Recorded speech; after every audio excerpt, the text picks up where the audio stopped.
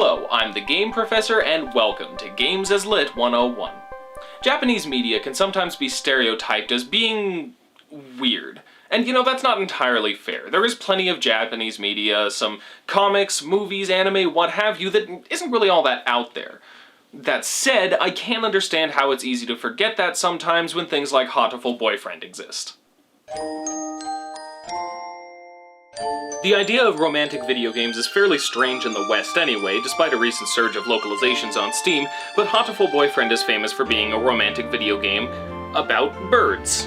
In this game, you play as a girl who is the only human attending an academy for birds, and there are a number of feathered friends you can fall in love with depending on the choices you make as you play. Yeah, it's pretty weird. I've talked about visual novels a few times on this show, but here's a quick summary for those unfamiliar with the genre. Visual novels are games, and yes, I'm calling them games, check out my previous episode on the subject if that confuses or annoys you, consisting primarily and usually fully of text overlaid onto a variety of images and background music. So you spend most of the time reading a story with pictures and sound. Most visual novels also tend to have an element of choice, and romantic visual novels often include a variety of characters, and depending on the choices you make, you could end up with one of them. It's a popular genre for romantic stories. Since your typical action gameplay doesn't really lend itself well to romance, romantic simulation games tend to be more like simple wish fulfillment, and so far the attempts we've seen at using puzzle gameplay to emulate romantic interactions have been... I'll have a tall glass of whatever she's serving. Know what I'm saying? less than romantic. So in comes Hatoful Boyfriend, looking to use this familiar formula to tell a story about falling in love with birds. Alright, look. This analysis was requested by a patron, whose generosity I very much appreciate. And I have no idea what I'm getting into here. This game is significantly more off the wall than anything that I've analyzed so far on this show, and... well, bear with me. I have no idea what we're getting into, but I guess we're about to find out.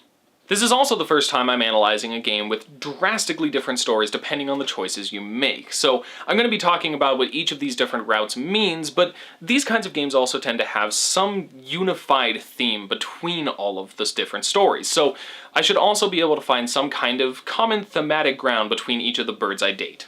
As always, this is a full literary analysis, which of course means I'll be going over the story in detail, which obviously also means spoilers.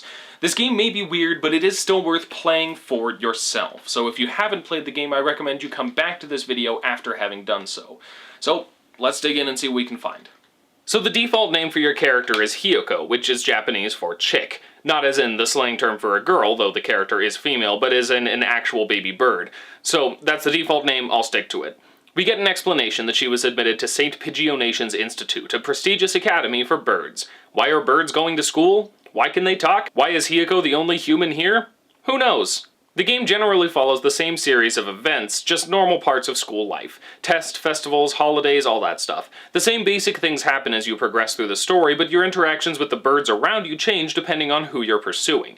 And really, the events themselves don't matter much most of the time, since they're really just opportunities to have conversations with the characters you're romancing, and that's really the only important part of most of these routes. So I guess we'll hop right into looking at the romance stories, starting with Hiyoko's best friend, Ryota.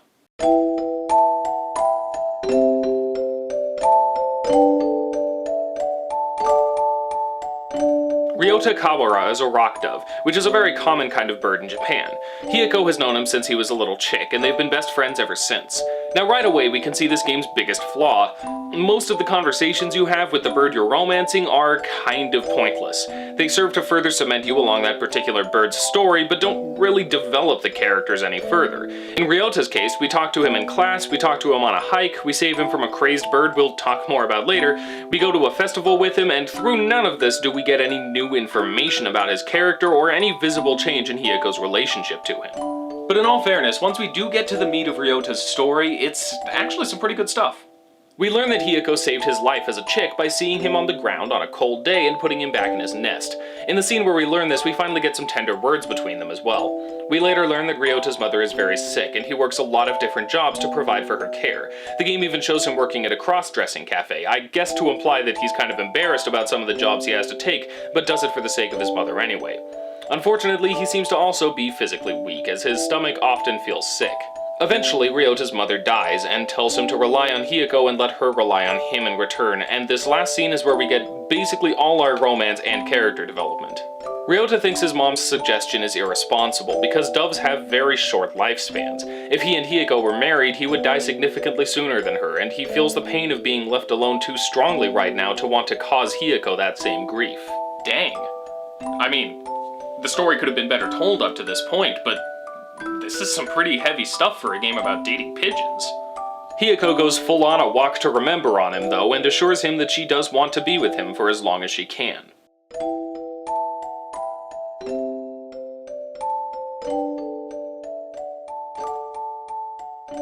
Obviously, the emotion and weight of that scene can't really be adequately expressed through a summary like this, but this route actually ended pretty well. Ryota turns out to be an endearing character who is dealing with some pretty difficult stuff, and as a result, the end of his story is surprisingly emotional.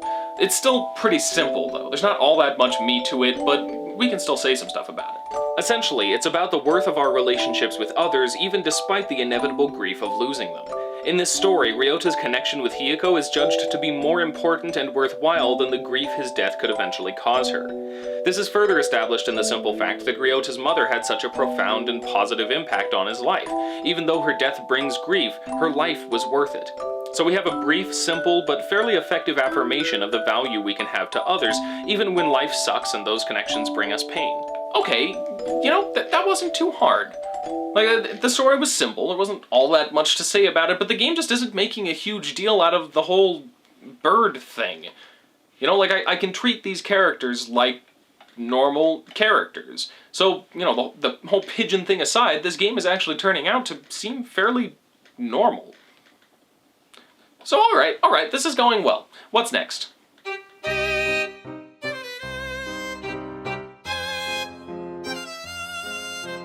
Sakia Lebel is a stuck-up noble bird who certainly does not want to be at this school with all these peasants. Fittingly, he's a fantail. Early in the game, you witness an argument between him and his half-brother, Yuya, who we'll talk more about later. Suffice it to say, Yuya is low-born, and Sakia doesn't really like him. The interesting thing about Sakia is that even though he comes across at first as your stereotypical higher-than-thou noble bird character, there are a lot of hints throughout his story that he may not be exactly what he appears to be. He throws a fit about needing to go on a class hike at one point, but when you point out the beautiful scenery, he just shuts up, and Hiyoko notes that he seems to have been childishly pretending to be more upset than he actually was. He hires a full brass band for the sports festival and conducts them with overly flashy motions. He's definitely a spoiled brat, but it seems almost like his noble attitude is kind of going through the motions. Unfortunately, this route has the same problem that Ryota's did, though perhaps less so because of the hints it's dropping as we go.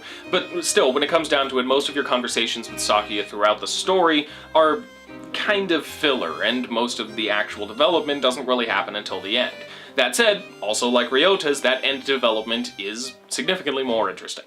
There's a bit where Sakia muses about the nature of artistic expression, but dismisses it all reluctantly as a commoner's notion. There's also an interesting scene where he asks Hiyoko what she loves. She answers with udon quite quickly, which... well, okay, and Sakia seems lost in thought. But things really start happening when he shows up at the cave you live in on a cold... Whoa, wait. You live in a cave? What? Why? Yes, it appears Hiyoko lives in a cave. She also refers to herself regularly as a hunter-gatherer and lives completely alone, so that's... weird. This world of talking birds isn't making much sense right now. Anyway, Sakia shows up on a cold night to talk. He says Hiyoko's answer about what she loved made him jealous with its immediacy and honesty. Turns out he loves music, but his father disapproves and holds him to a higher calling as a noble. Art is not our realm, he says. The joy of creation is the domain of peasants. Our goal is to be patrons and supporters of the artists we admire, not to be artists ourselves. A noble who sows his own wheat is a fool. He dismisses Hiyoko's assertion that you should be able to create art regardless of your lineage as a peasant's values. He even gets confused when you ask what he thinks about it, as though the idea of his own ideas mattering is completely foreign to him. And again, getting into some pretty heavy territory. I mean, I've come to expect this sort of thing from visual novels. Some of the things are downright heartbreaking, but for some reason, I didn't really expect this kind of weight from a visual novel about birds. It's kind of impressive, actually. Hiyoko eventually convinces him to approach his father about pursuing a musical career. In a really neat touch, Sakia drops his normal hubris when he says that he would like to see how far he could go as a musician. It then cuts to some time later, and Sakia wakes up in Hiyoko's cave, getting ready to go to his first concert, implying that his father was not particularly pleased with his assertion of his dreams, but he decided to go for it anyway. In kind of a cryptic ending, Hiyoko gets a letter from Yuya telling her that sometime he needs to meet with Sakia to tell him something important. But it can wait until Sakia is ready to speak with him.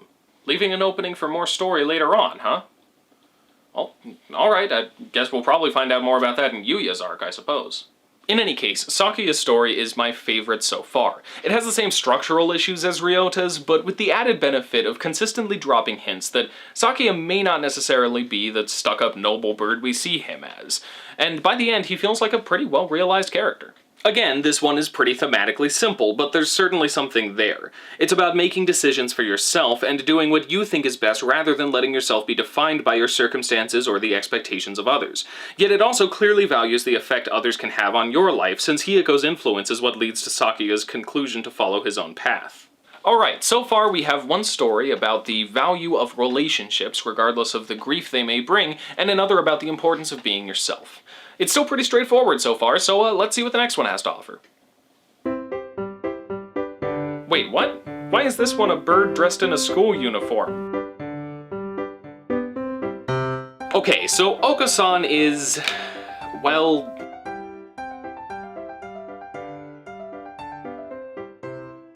he's special. It's implied that his brain is still kind of along the path to intelligence that many birds have already achieved, and Sakia refers to him at one point as a genetic throwback. He's constantly talking about pudding and getting upset when actual pudding isn't pudding, I guess? Your interactions with Okan as you play through the other routes are all basically nonsense, and trying to date the guy is really not that different. It's just scenario after scenario of him being kind of insane and aggressively interested in pudding. Like, really interested in pudding.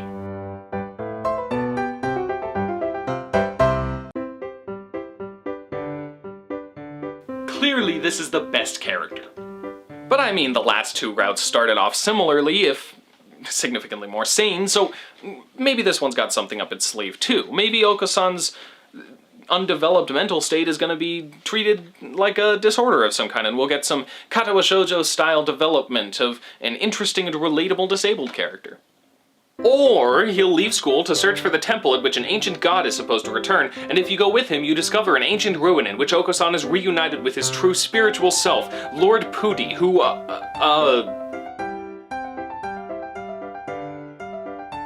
at which point he,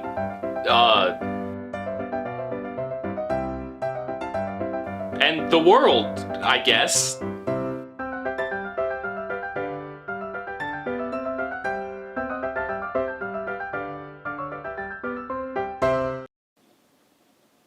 What? I mean, so far this game has basically been a pretty typical romance game, just with birds, but what even just happened? What am I supposed to do with this? Okay, no, I can work with this. So, the pudding is symbolic of destiny? Or purpose? Maybe, and in fulfilling his own destiny, Okan became the entire concept of this metaphorical purpose pudding, and in doing so has now put this destiny pudding into the hearts of all... Okay, no, this makes no sense. What even? Let's just go on to the next one, and maybe it'll be a little more normal.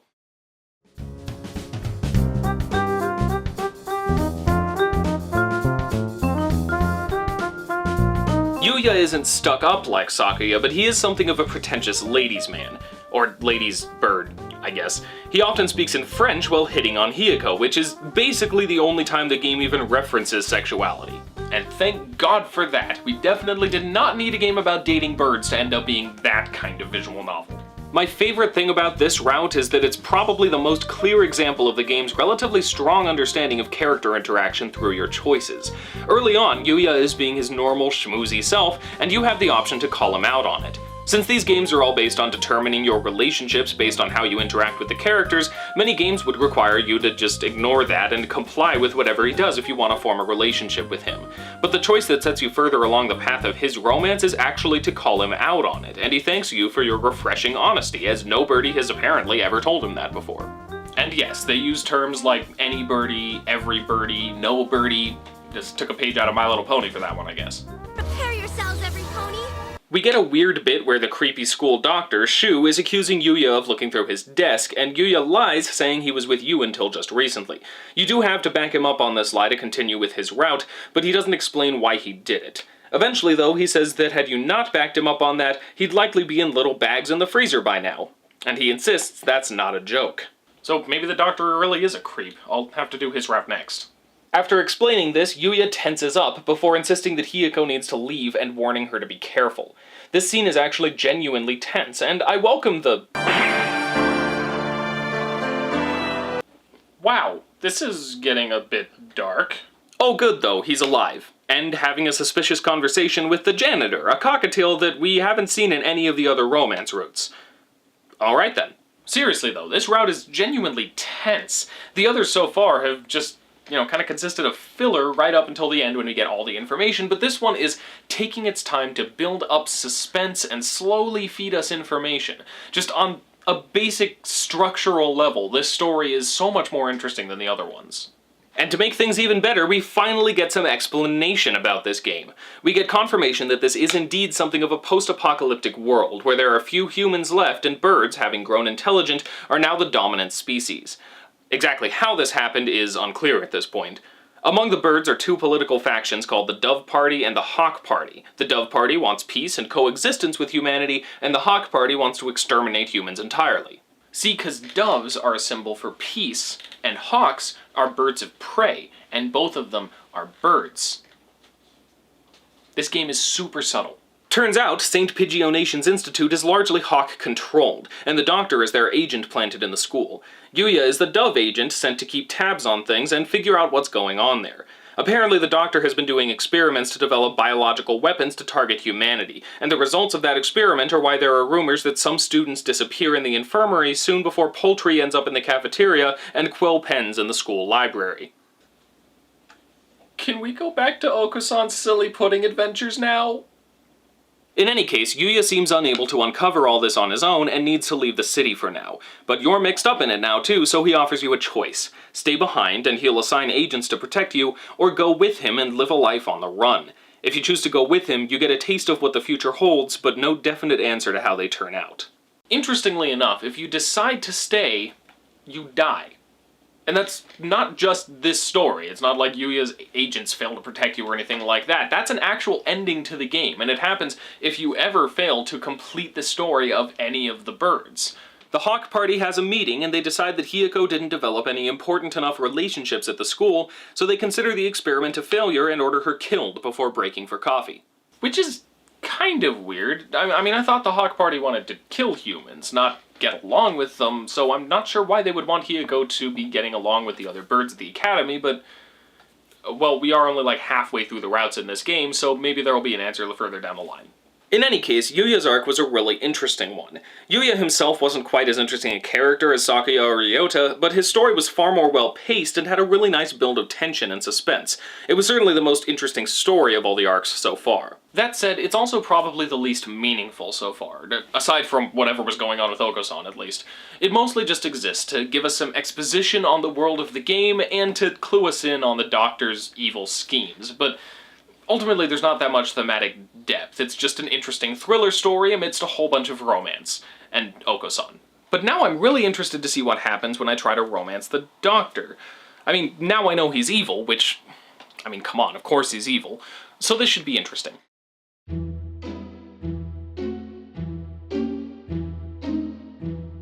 When you meet the school doctor, he...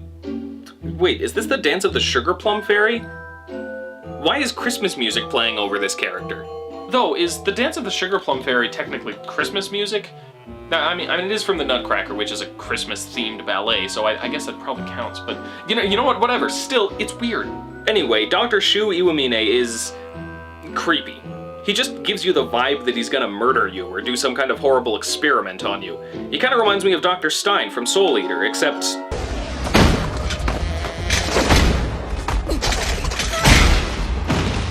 significantly less awesome. To romance Shu, you must join the infirmary staff and, when he and Yuya are fighting, tell the truth rather than covering for Yuya. Of course, since in this story, Hiyoko doesn't know what Yuya told us in his route, it seems like the right thing to do, and when Shu asks for a moment alone with Yuya, it seems a reasonable enough request. At this point, we know the drill. A whole bunch of interactions that aren't really going to move the story forward or develop the characters up until everything happens at the end, but there are a few hints along the way as to Shu's true nature. The first hint, even if Hiyoko doesn't catch on at the time, is when you get a roasted bird and a quill pen delivered to your cave from Dr. Shu. I'm just gonna play silly Okosan lines when this stuff gets too dark. See? Much better. Basically, we see Shu doing a whole bunch of suspicious stuff, like visiting the school's incinerator because apparently the school has an incinerator. You also find that he's very practically minded and not particularly emotional. When you buy him seeds, he finds them worthless because anyone could have bought them. They're nothing special. And even though none of those interactions are particularly romantic, Hiyoko's inner monologue seems to take some kind of interest in him. But that's really all we get before Hiyoko enters the infirmary to the sight of blood and dismembered bird parts. Okay then, continue. Shu, caught red-handed, admits to his murder and dismembering of students. But he finds Hiyoko more interesting, noting how she could certainly tell that he was dangerous from the start, but pursued him anyway. He infers that this must be because she had some kind of feelings for him, to stay around him when he so clearly wanted to hurt her somehow. Hiyoko was too scared to move, it seems, and with a slice of a blade, everything fades to black. Seriously, what happened to all the silly pigeons and cute love stories? Oko-san! Okay, that's the last time I'll do that, I promise. The next scene takes place in the nearby park as Shu is running from someone, the Hawk Party presumably, and talking to Hiyoko? Oh, to Hiyoko's severed head in a jar? Nope. I know that was the last Oko-san, but seriously, holy shit. The Hawk Party wants Hiyoko's head, but he's not going to let them have it. Interestingly enough, he talks about the mirror exposure effect.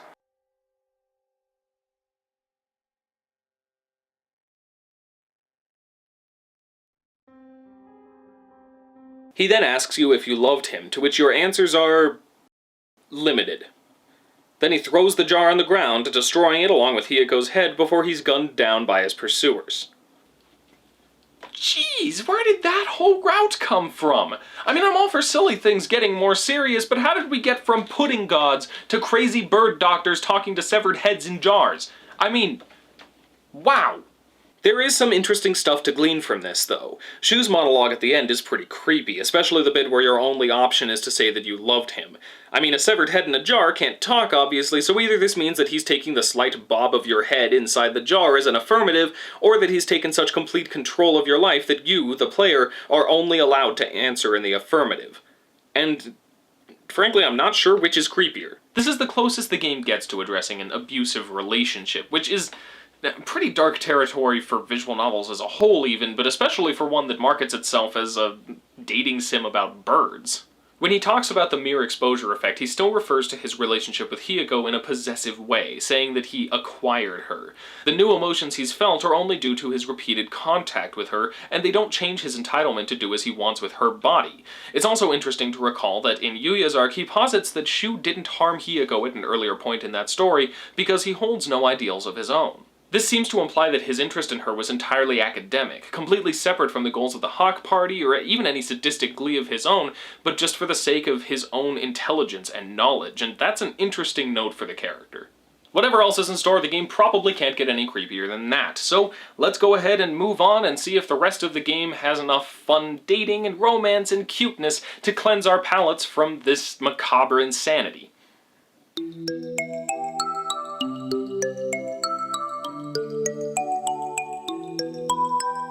When you first go into the library, you meet a shy mourning dove named Nagaki, and if you make choices that keep you coming back to the library, you spend more and more time with him. As usual, little of consequence happens for most of the story, but you do talk with him about what kinds of books he likes and learn that he's very hesitant to leave the library.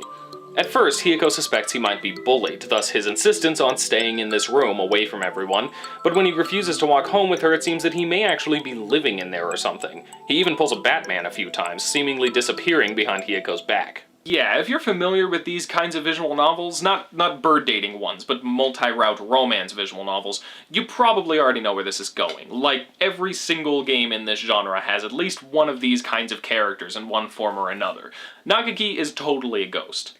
And indeed, once you gain his trust, he eventually shows you that he cannot leave the library, and admits that you're the first person to be able to see him since he's been there. He's bound there somehow, but he doesn't remember much about his life. As you've spent time with him, however, he grows close to you, which seems to help him remember. Unfortunately, the route comes to kind of an abrupt end when he does remember. Turns out he killed himself at the school. We'll talk about that in a minute. And now that you've helped him feel loved and remember his past, he can move on. So he does. And that's about it. There's not much to this arc, unfortunately, and I do actually have one bigger problem with it. If you're gonna bring up a topic like suicide, you can't half-ass it. This arc just kind of tosses it out there and glosses over it, and I feel like that's way less than ideal for such a serious issue that a lot of people actually deal with. Now, we will get more details later on in the game, but if anything, that just makes me wonder why it was even brought up at this point if it wasn't going to be talked about in more detail. I mean, it would have been easy enough to just say that he died, and then save the whole suicide bit for later when we can actually talk about it a little bit, but instead it just kind of casually drops that bit of information. There's obviously nothing wrong with taking on such a heavy topic in a video game, but as in any art form, if you're dealing with such a sensitive subject, it might make a level of sense to handle it with care. It's not like this game does anything particularly offensive with it or anything, it's just that with a subject like this, it should probably try and explore it a little bit, instead of just, leaving it there without any context. But speaking just in general, this arc might be the most disappointing for me. It's probably the worst example of the poor structure of these routes, with very little interaction that really moves the story forward until the exposition dump at the end, and while Nagaki has the potential to be a very interesting character, it never goes past his basic archetype of a sad, lonely person. Bird. I wish I had more to say about him, but... well, I will later. But on his own, his arc doesn't stand up particularly well. That said, thankfully, there is one more route that's actually quite good.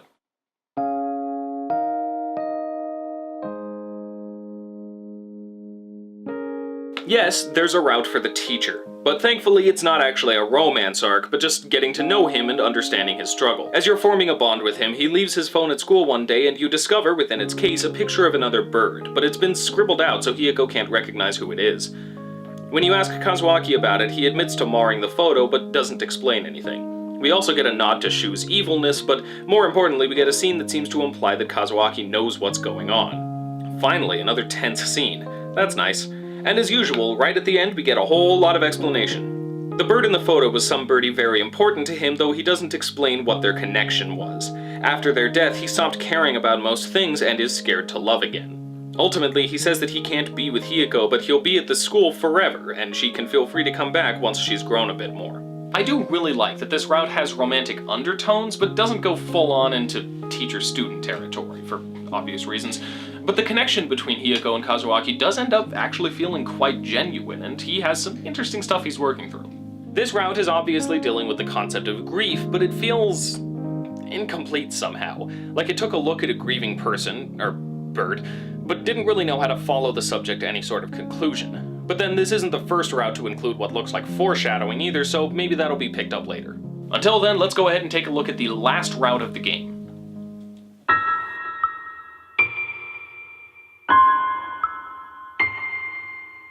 Once you've played either Yuya or Shu's route, one of the scenes adds an extra option as a potential wish on Tatabana, the mad love of a fallen angel. And if you select it, that's exactly what you get. A bleeding heart dove named Angel Higure shows up and seems to think we're in some kind of fantasy RPG.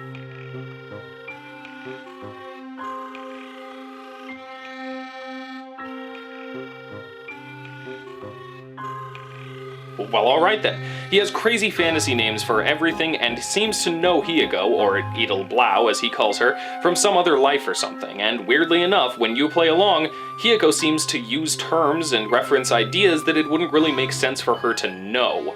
So, that's interesting. Basically, he thinks something evil is happening in the infirmary, which... I mean, yeah, that much is true, but he specifically believes it to be the work of the Tree of Blight, Rufa, the incubator of absolute darkness, spreading its demon spores around the school. Okay, so another silly route in the spirit of Okusan, except at least this time we know what's going on, and he's totally just crazy.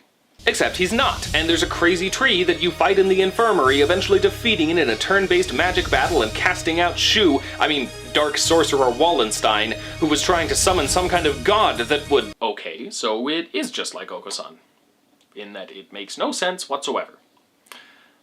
Just when I think I'm getting a handle on this game. Okay, let's go ahead and just move on. Check out all of these routes combined together and see what interesting thematic stuff we can get out of the... Oh, wait, there's one more.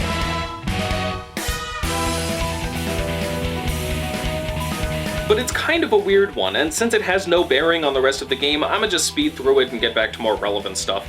Basically, you meet this Java Sparrow named Azami who has this scooter and some crazy fighting skills, but always is careful not to break any traffic laws when driving. If you get a job, you'll end up working at the Torimi Cafe and getting to know this other bird named Rabu.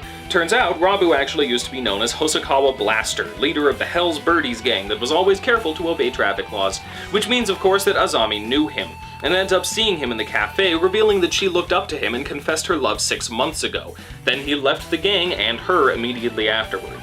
Depending on your choices here, they either have a reconciliation and end up together, or you end up forming a new gang with Azami.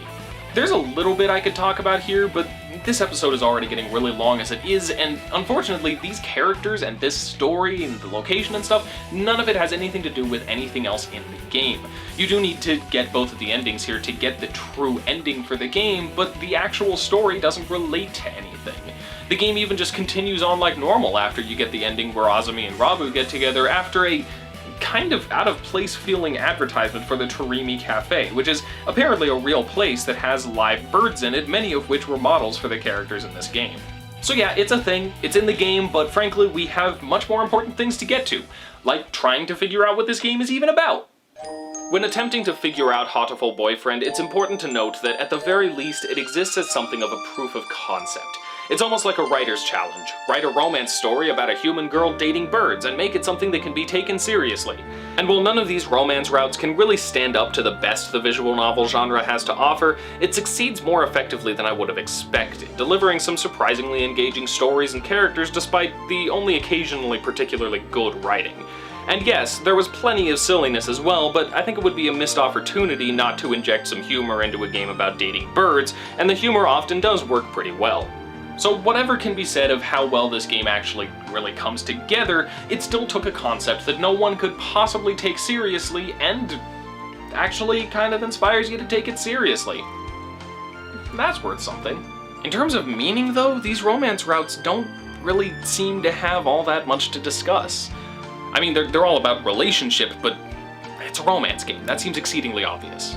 Kazuaki and Ryota both had routes about grief, and both dealt with their issues in different ways. Hiyako helped give Ryota the courage to move past his grief and live as best he could until life's eventual end, whereas Kazuaki seems to have funneled his energy into helping others rather than resenting any one person he would care about. Ryota's approach can certainly be contrasted as more healthy, whereas Kazuaki is really just finding a way to cope with his inability to truly recover from his loss. Sakia's route deals with the importance of being your own person, and the difficulty of defying expectations even if you don't truly want to live the way you are. But aside from that, we have joke routes like Okusan and Onghel, world-building routes like Yuya's, foreshadowing/disturbing stuff in Shoes, and kind of an interesting but woefully underdeveloped storytelling in Nagaki's route. And, whatever happened with Azumi. There's some interesting stuff in here, but, there's just not all that much of it. There's not that much depth for me to work with. I'm really straining to try and figure out what the unified point of all this is.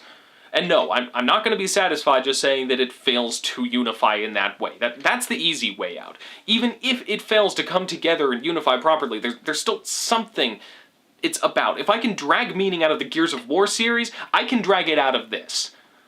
There's got to be something I'm missing. Something...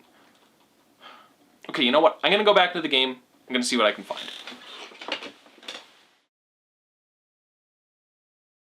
Oh? Well, this wasn't here before. Fulfill the promise, huh? Well, I don't know what promise this is, but I guess I'll give it a shot. What's the worst that could happen, right?